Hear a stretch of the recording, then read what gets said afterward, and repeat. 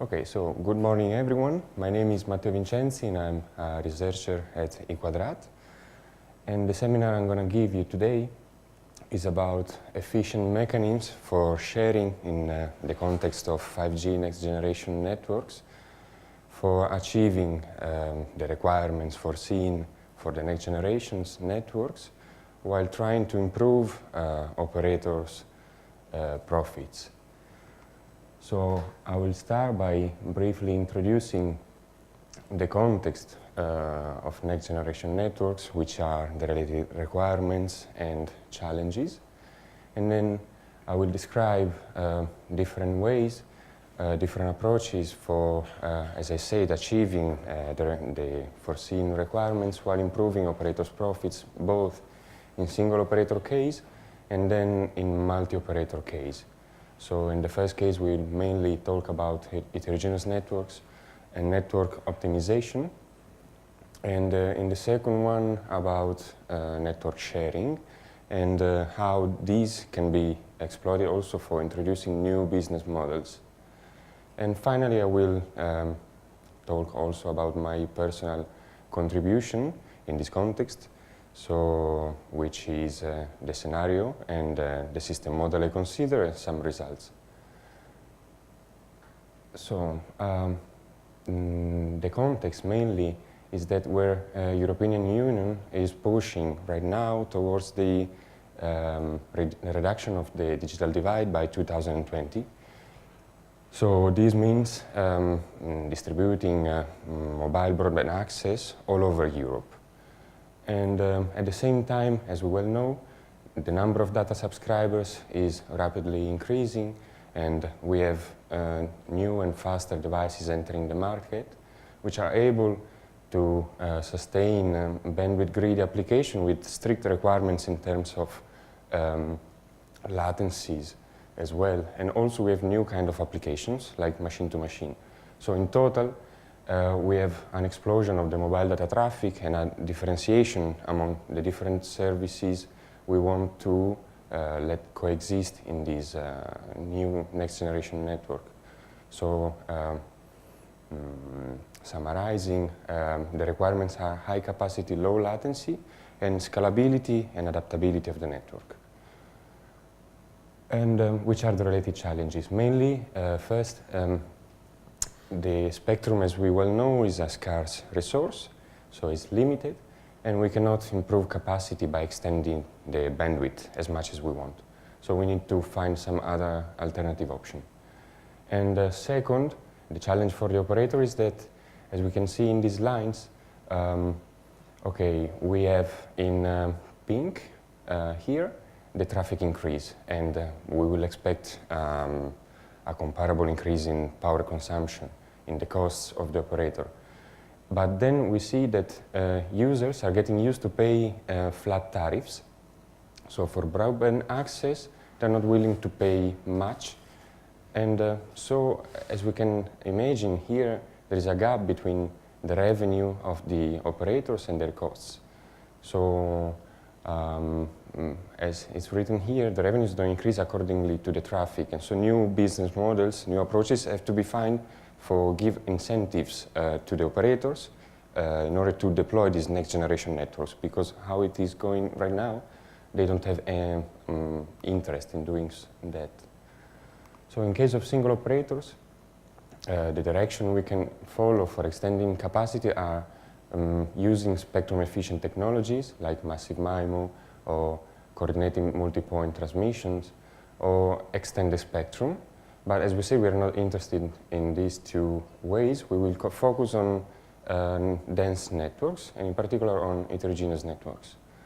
And then, in order to achieve specialization of the services and to reduce the cost of the operator, we'll talk about network optimization, and so mainly about these three technologies and architectures.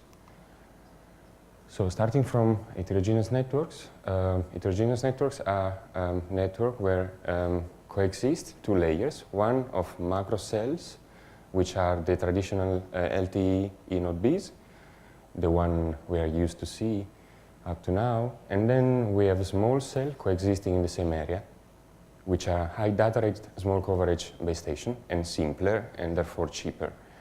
So as we can understand, we have the overimposition of two different layers, and that is why we consider this network as denser compared to the traditional one. So small cells are used in order to boost the capacity in hotspot traffic areas, and also to complement the coverage holes of macro cells. And this network as a whole, the heterogeneous network, is considered energy and spectrum efficient, because first we have low transmitted powers, so the interference generated is low. We can reuse this frequency in more position by using the exact same bandwidth. We don't have to change it. And so in total, we use low power for achieving high rates. So that's why it's spectrum and energy efficient. And this is a possible way of extending the capacity in a certain area without needing the use of new bandwidths. Let's focus now about network optimization. First, I need to introduce these three concepts. Network function virtualization basically foresees the decoupling of logical network functions from the underlying hardware. So mainly, instead of using specialized hardware, as it is done up to now, we use cloud computing infrastructures, so general purpose hardware. And on top of that, we implement via software the network functionalities. So in this way, we are able to dynamically manage our architecture, whatever it is. And then we can create virtual networks and new type of services. And we will see now how some examples. One is software-defined network, which foresees, which exploits network function virtualization for better managing the core network functionalities. So it abstracts in the core network the data and the control plane. What does this mean and why do we need it? So as we know, the core network routes traffic in different directions depending on the recipient, and also depending on the service we have and on the load we have in the network. So for example, if one router is overloaded, it will look for another path. And as we said, we have now new and many different kind of applications coexisting in the same network. So we want to differentiate the way of routing the traffic according to the service class. And for example, if it is a real-time application, we would like to have low latencies. If it is video streaming, we need low latencies and high capacities. And so depending on the service kind, we want a different path. But now, at the moment, it's very difficult because both control and forwarding plane are both implemented in every single switch, in every single router or network element. And so if you want to reconfigure them, you need to go physically at the router and reconfigure them manually. While what SDN wants, as we said, by network function virtualization is decoupling the control from the forwarding and basically centralizing, having a central controller which can act on the control plane of each single network element in such a way that depending on the need we have, depending on the application, we can at the same time reconfigure all of them and as we said before, find the optimum path for each service kind. With a reduced cost, of course, because as we said, the manual option is not feasible, it's prohibitive. Another way of exploiting network function virtualization is CRAN, also known as Cloud RAN or Centralized RAN. And before introducing that, let's recall traditional RAN is composed by base stations, which are like these. So we have an antenna on top of a tower connected via coaxial cable to a digital baseband block which performs all the functionalities of all the layers up to the network one. And there is another version, which is this one, a newer one, where some functionalities are implemented on top of the tower, which are the radio frequency analog functionalities, while all the remainings are grouped in the baseband unit placed at the ground, and these are connected via optical link. So basically what does CRAN is, in a certain area, concentrating these blocks all together in a central office named BBU-pool. So it's the same, but we centralize them. And why? Okay, we will call this Fronthaul, which is the set of the physical links connecting remote radio heads, which is this component, to the BBUs. And it does this in order to exploit centralization advantages, which we will see now. First of all, we have negligible overhead delays between different antennas because the computing, the processing computing part is collocated. So we can perform a fine time-scale adaptation of the network.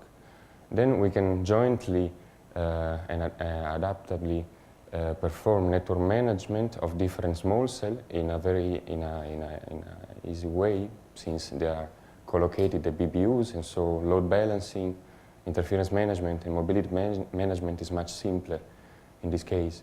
And also is a cost-efficient architecture, because just by grouping the BBUs, we get, it is proved that it can be achieved a power consumption reduction of 41%. Also, some other ways of improving the energy efficiency is easier, like the coordination of all the base stations for switching them off when this is possible. So the importance of this new architecture is confirmed also by the fact that many operators and equipment vendors are studying, deploying, adopting it. There is a further step we can do is virtualizing CRAN, so applying network function virtualization to CRAN. And so, as we said before, instead of having specialized hardware, which is very expensive and optimized for specific functionalities, we use general purpose processors, which are cheaper and reprogrammable. So they can support different kind of application, but in this case, as we said, we are interested in implementing the BBU part of the base station in a virtualized way. And virtualization allows supporting different radio access technology. So the same BBU can support GSM, 2G, 3G, LTE, up to LTE advanced or the future. And also, which is our main interest in this seminar, is the possibility of having a software-defined Fronthaul. As we said before, the Fronthaul is the set of all the physical links connecting remote radio heads to the BBUs. So we can reconfigure this. What does this mean? Up to now, we had only a one-to-one mapping between BBUs and remote radio heads, meaning that it corresponded only one BBU to each remote radio head, and this could not be changed. But as we can understand, this is not optimized because, for example, let's say here, if we consider a case where some of these remote radio heads are low loaded, it makes no sense using one BBU for each of them. One BBU for each of them, we can just use one for all of them, and so recycling this computing capacity for many remote radio heads, and so switching off the remaining and save some energy. So one application is this one, energy consumption optimization. But also it's got other applications, for example, achieving seamless mobility, so synchronizing the transmission while a vehicle is passing through the different remote radio heads, or for broadcasting and streaming services. They are centralized, so the synchronization is easier. And as well, we don't only have a one-to-many mapping, we can have a many-to-many mapping, meaning that imagine the case of different operators who want to provide service in the same area. They are interested in targeting the same remote radio head. So from many BBUs of different operators, we can connect to the same remote radio head. And so mainly virtualized CRAN allows the coexistence of multiple operators in the same access network. So let's go a little bit more further in the description of the load-dependent management of the BBU, so while trying to minimize the power consumption. Imagine an heterogeneous network like this one, where we have a macro cell here, and then the remaining are a small cell in its coverage area.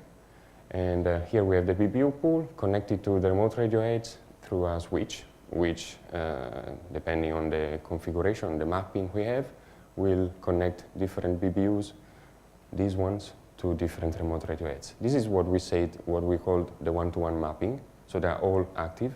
But as we know, it's been proved that in a certain area, during different hours, the traffic moves from office regions during central day times, and then it moves towards residential areas.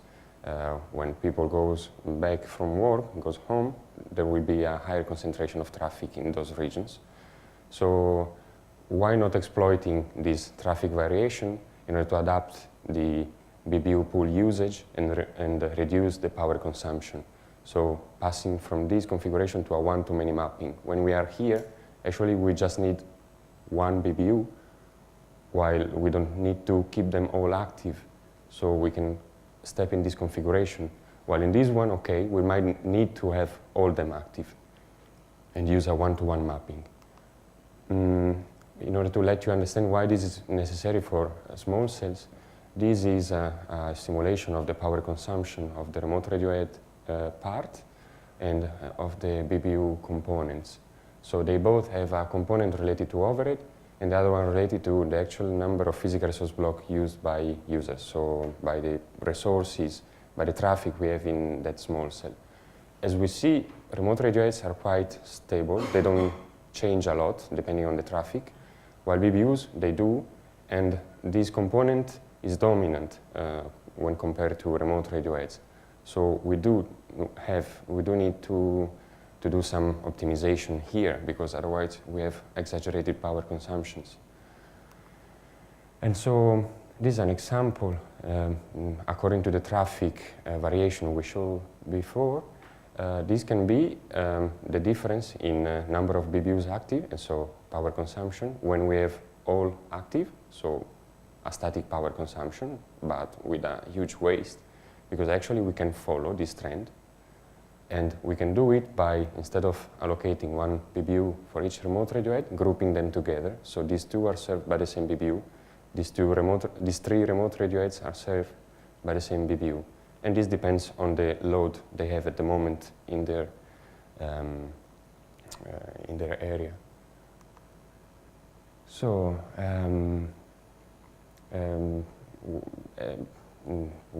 these are mainly the advantages of centralized network, and these are the additional advantages brought by the virtualization of CRAN. So as we said, the load-dependent BBU power consumption, where it has been proved that we can achieve up to 70% of BBU power reduction, this gap. And also we have network scalability, mainly that, meaning that the complexity of the network, so the number of active elements, grows accordingly to the network size, to the traffic we have on the network in that moment. They are easy to be reconfigured and to be upgraded. And also, as we said, multi-operator coexistence. So now we want to see how this multi-operator coexistence, in general, network sharing can be used in exploiting this context. Let's briefly describe what is network sharing according to LTE at the moment. We have national roaming, which is the most famous one and common. So mainly the traffic of one operator is carried by the network of another operator. The advantage is that the operator which hosts the other one keeps the full control over its network, but the disadvantages are for the guest operator because this way of sharing is not transparent from the point of view of the user, because the operator identifier of the visited operator is the only one broadcasted. So when you are in roaming, you do notice that you're using a different network compared to yours. This is one of the disadvantages, and can be solved by network sharing, where mainly operators decide to pool their infrastructure or resources, or both, and use them depending on the need. For example, spectrum sharing means that operators are using the same portion of the spectrum in different regions. And on the other hand, infrastructure sharing is that one where operators are sharing the same infrastructure, and there are two different kind of infrastructure sharing. One which is passive, so they just share the same tower location, for example, or cooling, while the active sharing is that operators keep their own spectrum, but they are using the same set of antennas, fronthaul, backhaul, backbone, depending on the sharing agreements. And then we have full network sharing, which is the union of infrastructure and spectrum. And so mainly this is transparent from the point of view of the user. Both operator identifier can be transmitted at the same time. And the flexible resource management, because both users have the same access to the resources and the full control of the network at the same time. It's not like roaming, where I don't really have control of the network of the visited operator. I just send my traffic there and I upload it there, but I don't know which kind of service my users will obtain. The disadvantage is that we need a tight business technical relationship between the partners, so mainly we need a coordinator, because both are competing for the same resources. But, course timescale sharing and agreements on each base station needs to be done, meaning that since we have many operators trying to target the same set of resources, normally what they do, they have predefined percentages on which they agree, and then the scheduler divides the resources according to these predefined percentages of the traffic. But then there is a counter effectively checking the capacity used by each operator. But so we have adaptation, but it's not so adaptable as we would like to. So CRAN provides first disadvantage, a fine timescale sharing. As we said, the BBUs are collocated, and so the communication for the optimization of the whole network is faster, is much faster. So the coordinator can be placed in the same position as the BBUs, and so we have a real-time optimization of our network we can have. And also virtualization allows scalable infrastructure sharing. So as we say, this software-defined fronthaul. And we can act at the same time on different base stations. We don't have to have agreement on each of them. The coordinator acts on all of them. So now we introduce sharing, and we will see how it can be used both for extending capacity and for introducing new business models which can increase operators' revenues.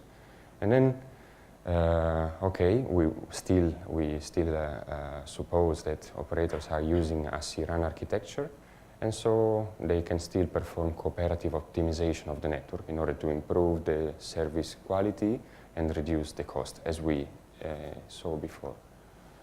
So starting from the capacity increase, why are we able to improve it? Mainly because it's trivial. We have two operators or many operators coexisting in the same area, each with its own set of remote radio heads and spectrum.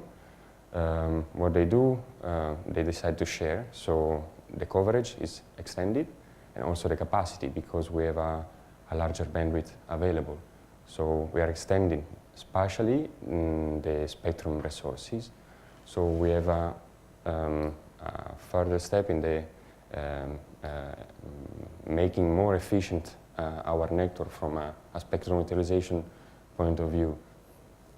And also, as we say, they will still cooperate and try to optimize the BBU usage depending on the load. So it's a cost-efficient and with extended spectrum network. And as we said, these can be a way of improving operator revenues because they offer a better quality of service, they have a higher available capacity, and so they can charge their users a little bit more. But it's very interesting the possibility of improving the revenues by new business model. As we know, many operators now they don't own a physical network. Before we had a mobile network operator owning all the supply chain from the ownership of the network up to the distribution network and the customer care. Now, since as we said, some capacity is left idle, the operator, what they do, they resell the idle capacity to other operators which are virtual. So they don't own the network, they don't own this part, but are deploying all the remaining ones. And so we see a specialization. On one side, we have operators which just own, which can decide to own only the infrastructure, and other one which can concentrate only in the service provisioning. And we will have a broker, of course, in the middle, which can coordinate the trading of these resources from the physical operator to the virtual one. So this business model works mainly because operators are willing to sell the spare capacity, and the virtual one can in this way enter the market at affordable prices and target user segments which are complementary compared to that of the big operators. And the in Europe, like now, the trends is this one. Some operators are selling their infrastructure, like Wimpelcom, Telecom, Orange, and so on, and some others are becoming infrastructure providers. Cellnex, Telefonica has created Telxius, which is a global telecommunication infrastructure company. And so, as we said, there is this differentiation. Some just decide to own the infrastructure, and the other one to provide the service. And is in line with what happens in USA, for example. There are only 4 companies which own the 95% of the market and resell their traffic to virtual operators. These are just some examples of physical and virtual operators. And indeed, as we see, at the end of 2009, we had up to the 40% of the cellular communication business which belonged to virtual operators. So it's diffusing very quickly, and this was in 2009, so I expect it to be higher, this percentage right now. And so let's move now at my personal contribution in this context, which is the same we saw before, an heterogeneous network of 2 different operators coexisting in the same area. And each operator has got its own set of BBUs, and they pool them together. They pool BBUs, they pool the remote radio heads and their spectrum.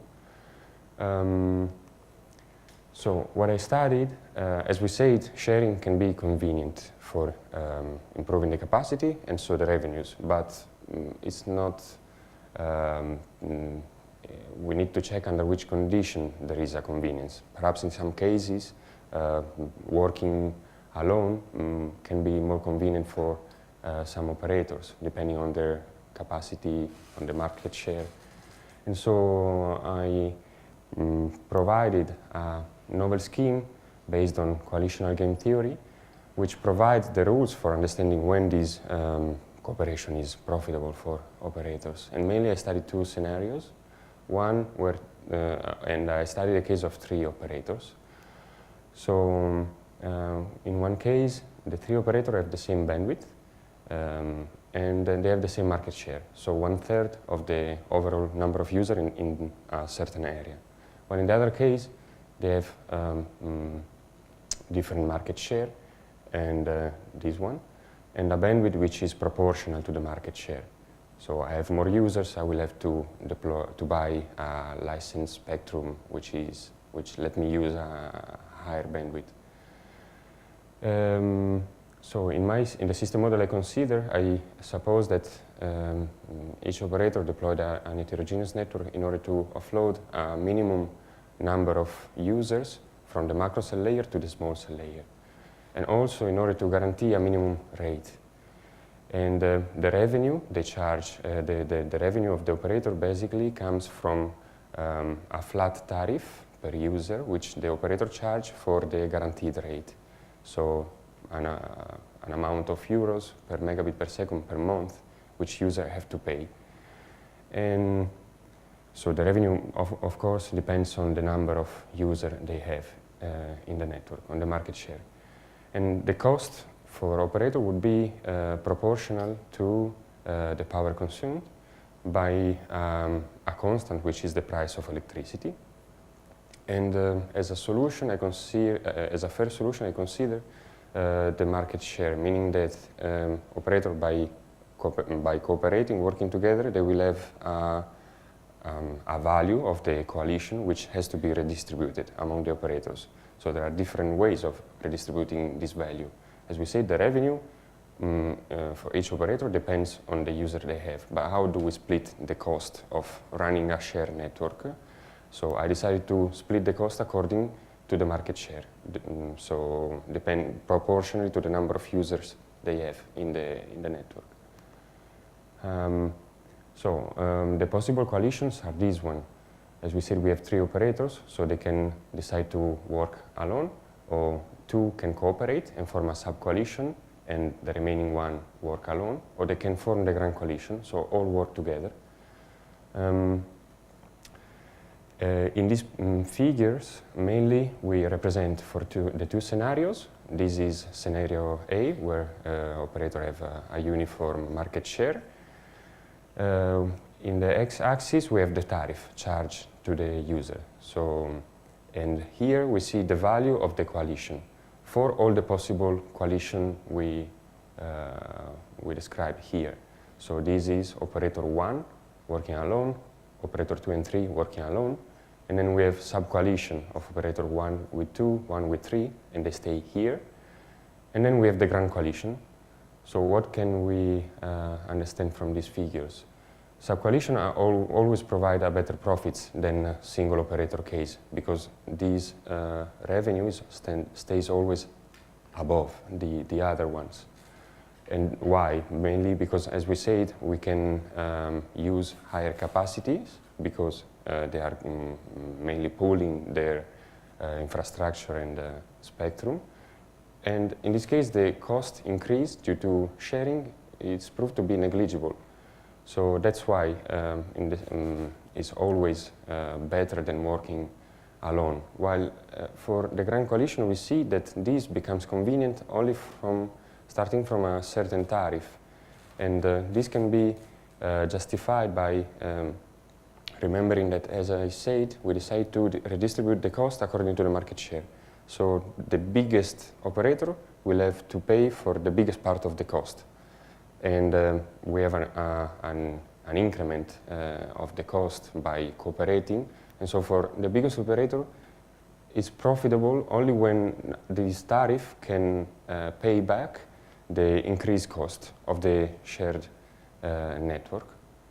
And okay, we can see the same behavior in scenario B, even though having different market shares and bandwidth, these lines are distributed, are not coinciding like in this case.